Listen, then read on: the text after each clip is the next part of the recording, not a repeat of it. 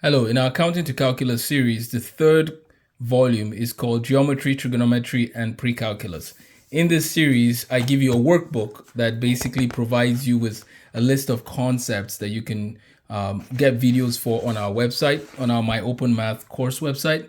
And basically, it leads into geometry, trigonometry, and what I think would be ideal is that you learn, this is the workbook section, and then at the end of it, I give you a reference book, which you can always refer back to for your geometry pursuit. But what I thought I would do for geometry is, what if we use Euclid's text as our main textbook? So Euclid was a mathematician that lived around 300 BC. So this would be around the time of Plato. And Euclid wrote this book, right? Which is a great resource. So this is an introduction to the playlist. We're going to have a whole series. His book has his book is called Euclid's Elements of Geometry. There's 13 books, and there's a short introduction about him here. And then we'll look at the first book, Fundamentals of Plane Geometry Involving Straight Lines. So we're going to talk briefly about Euclid. Euclid is one of the most famous, well, his Elements is one of the most famous mathematical works of classical antiquity. Let's actually pause and reflect on it here. It also has the distinction of being the world's oldest continuously used math textbook. Little is known about the author beyond the fact that he lived in Alexandria around 300 BCE. The main subjects of the work are geometry, proportion, and number theory. So when you hear about prime numbers, that comes from Euclid's work. Most of the theorems appearing in the Elements were not discovered by Euclid himself, but were the work of earlier mathematicians such as Pythagoras in his school, Hippocrates, Theaetetus of Athens, and Eudoxus of Cnidos. However, Euclid is generally credited with arranging these theorems in a logical manner so as to demonstrate, admittedly not always with the rigor demanded by modern mathematics, that they necessarily follow from 5 simple axioms.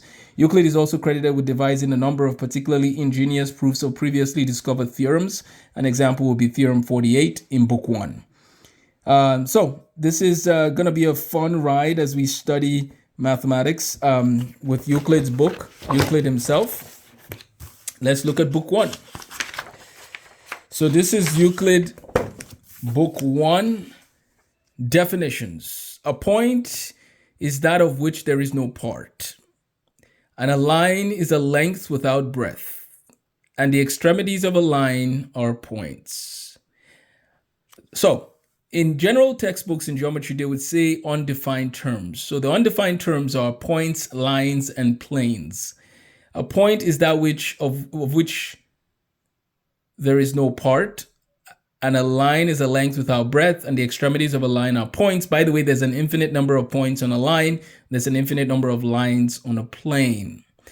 Number 4, a straight line is any one which lies evenly with points on itself.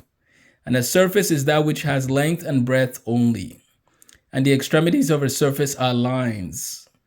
Number 7, a plane surface is any one which lies evenly with the straight lines on itself. And a plane angle is the inclination of the lines to one another when 2 lines in a plane meet one another and are not lying in a straight line. When the lines containing the angle are straight, then the angle is called rectilinear.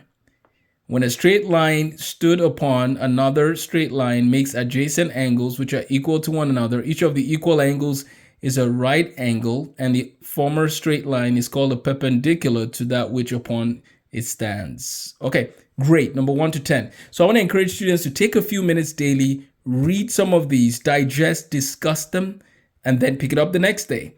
But even if it takes you 4 years to read Euclid's Elements, it's worth it. Now, it's kind of fun to learn Greek at the same time, by the way.